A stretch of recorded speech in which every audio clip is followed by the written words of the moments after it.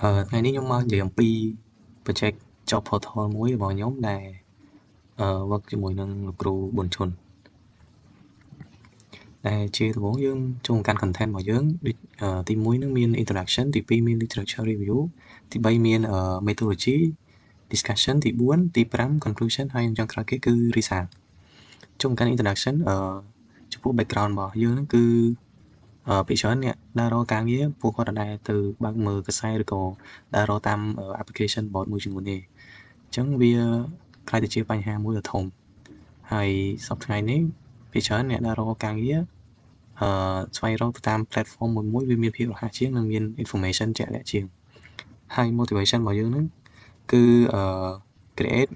user interface friendly មួយដែល efficient ទៅលើ job portal web application ដែលវាងាយស្រួលទៅលើ process ជាច្រើននិង accessibility ចំពោះអ្នកស្វែងរកការងារចូលមកកាន់program statement របស់យើងគឺទី1គឺយើងរកឃើញថាវាទីពិបាកក្នុងការស្វែងរកការងារឬក៏ opportunity ផ្សេងៗនៅតាមonline platform មួយចំនួនហើយមួយទៀតគឺ spend time employer ហ្នឹងគឺចំណាយពេលច្រើនក្នុងការ research ក៏មើលទៅលើscreen menu ផ្សេងៗនៃការងារទាំងអស់នោះហើយមួយទៀតគឺ lack of system គឺ system ខ្លះ manage job posting application មានការរអាក់រអួលច្រើនហើយមួយទៀតគឺ limit access អ្នកដើររកការងារពេលខ្លះគាត់បាត់បង់នៅ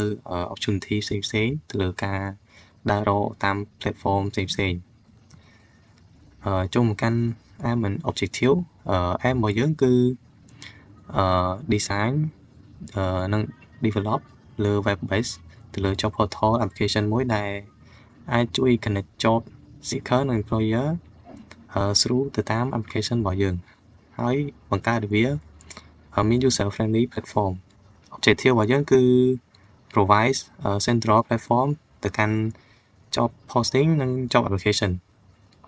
ហើយអាចឲ្យអ្នកស្វែងរកការងារទាំងអស់នោះ search filter ឬក៏apply ទៅលើ job មានភាពងាយស្រួលជាងមុនហើយវាក៏កាត់បន្ថយពេលវេលាផ្សេងៗផងដែរមួយទៀតគឺ improve accessibility ទៅលើ job opportunity សម្រាប់អ្នកស្វែងរកចូលមកកាន់ limitation ហើយនិង scope របស់ខ្ញុំគឺ limitation របស់យើងគឺជា platform web application ដែលយើងត្រូវការ internet ដើម្បី connect project របស់យើង focus ទៅលើ small ទៅកាន់ medium scale នៃ job seeker ហើយ limit performance ទៅលើ large number of user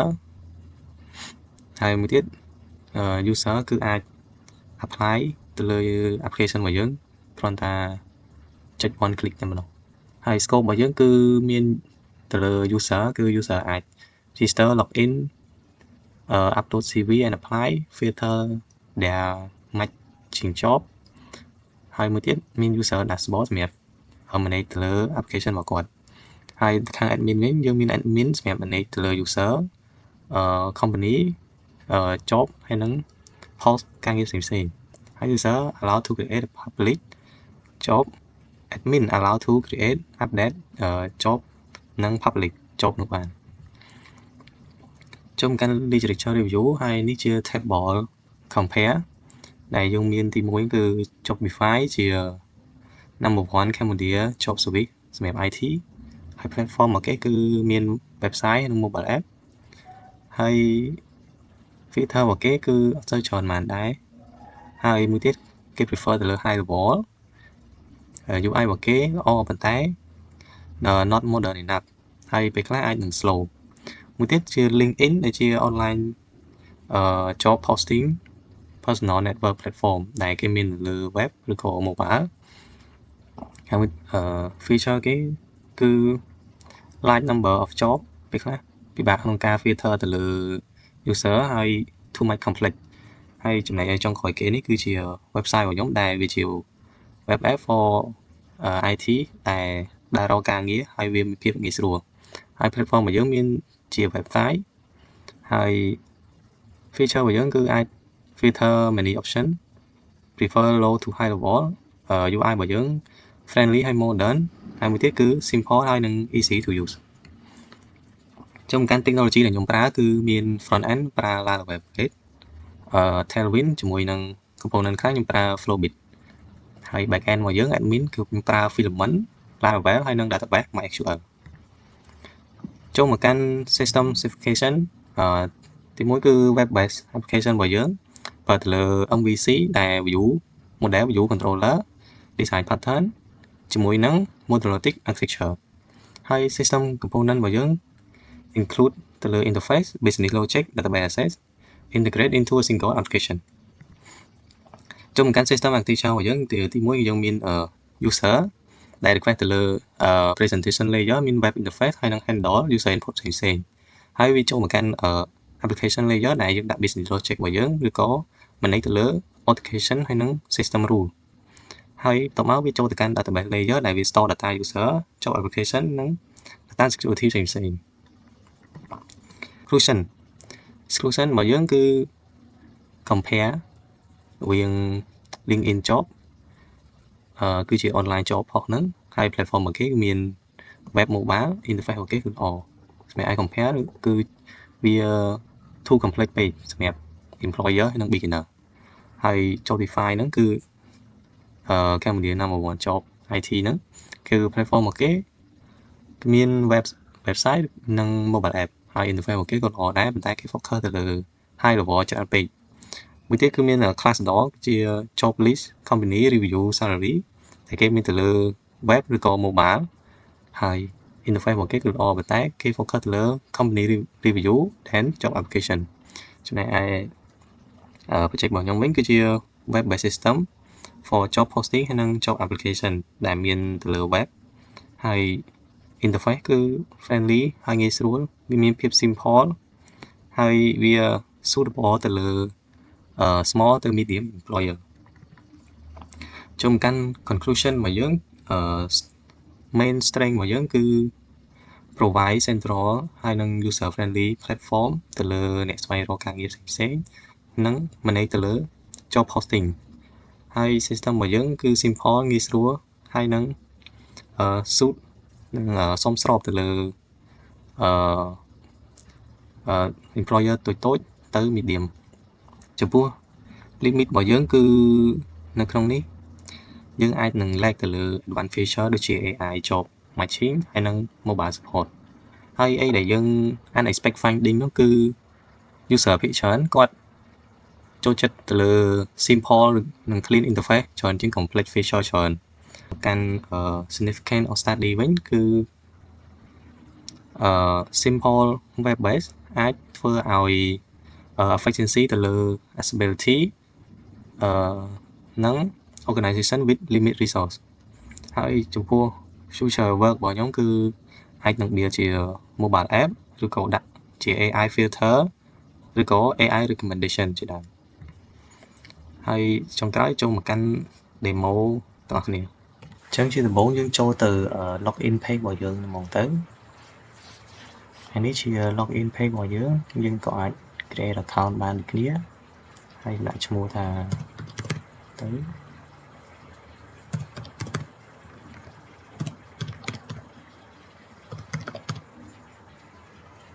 ហើយដាក់ password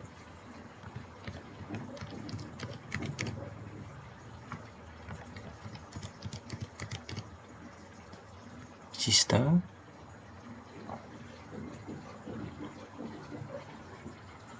password doesn't match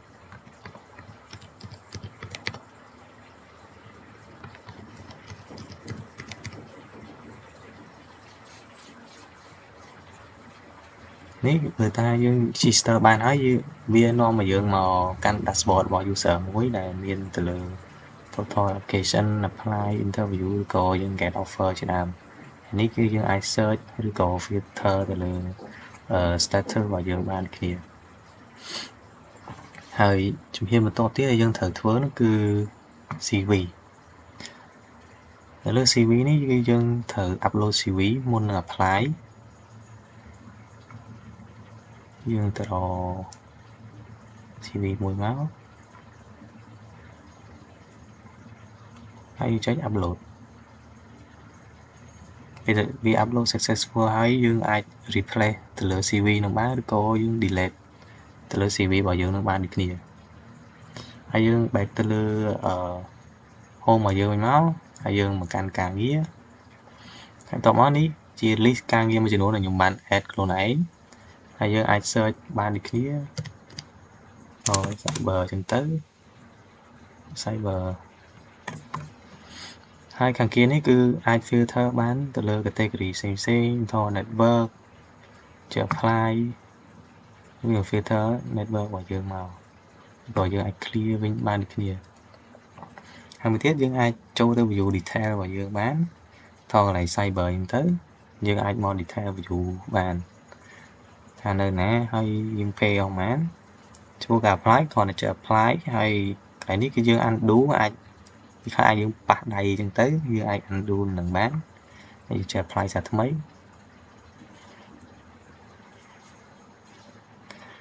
នេះ apply របស់យើងគឺ successful ហើយអញ្ចឹងយើងទៅមើលdashboard របស់យើងមកនេះយើងបាន apply ទៅលើ cyber security ហើយបន្ទាប់មកយើងក៏ជាមាន profile សម្រាប់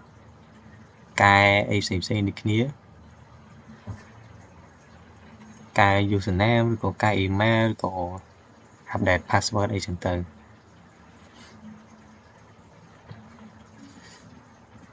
ហើយនៅក្នុងនេះគឺយើងមាន page ជា about us ឬក៏ contact តាមរយៈអីផ្សេងៗហើយនេះចប់ទៅកាន់ user side យើងចូលមកកាន់ admin ម្ដងហើយនេះជា admin dashboard របស់យើងដែលយើងប្រើជាមួយនឹង filament ហើយនេះមាន show ជា user ប៉ុន្មាននេះ total job public អីផ្សេងៗជាដើមហើយយើងកន្លែង application នេះគឺ manage ទៅលើ user ដែលបាន apply យើងនេះ apply មកមិញជា cyber security ហ្នឹងយើងចុចមើលទៅហើយនេះអាច view ជា CV របស់គាត់បានដូចគ្នានេះ CV ដែលគាត់ upload មកយើងមិញហើយអាច download បានដូចគ្នាហើយនេះគឺយើងអាច update status ទៅលើរបស់គាត់បានឬក៏យើងចុចជា interview មកហើយជា save ហើយយើង back ទៅកាន់ client ក៏ user side មួយហ្នឹងនេះគឺវា update ទៅលើ interview ហើយនៅក្នុងនេះគឺយើងអាចបង្កើតជា category ថ្មី company ផ្សេងៗកើតការងារថ្មីហើយម្ដងកន្លែងនេះគឺអាចកើត post ទៅលើ application របស់យើងបានឧទាហរណ៍មួយទៅដូចជាកន្លែងនេះយើងមានជា AI engineer ទៅ application ហើយឧទាហរណ៍ថាជា freelance ហើយយើងអាចដាក់ requirement ផ្សេងៗជា AI ចឹងទៅហើយ skill យើងគេខ្លះ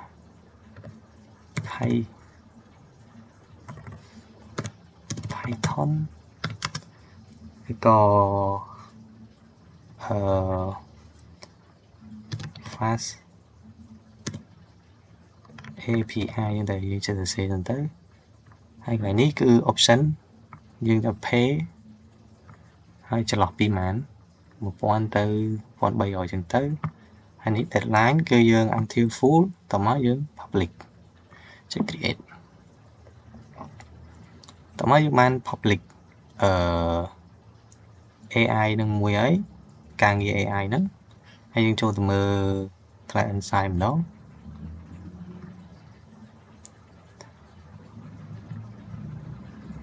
នេះការងារមិញគឺត្រូវបាន point នេះ dumper scan go ហើយយើងចូល view មក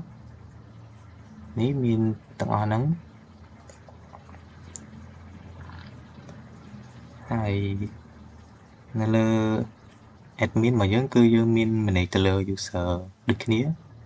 ហើយ user ទាំងម៉ាននេះអញ្ចឹង project របស់ខ្ញុំមានតែប៉ុណ្្នឹងទេអរគុណ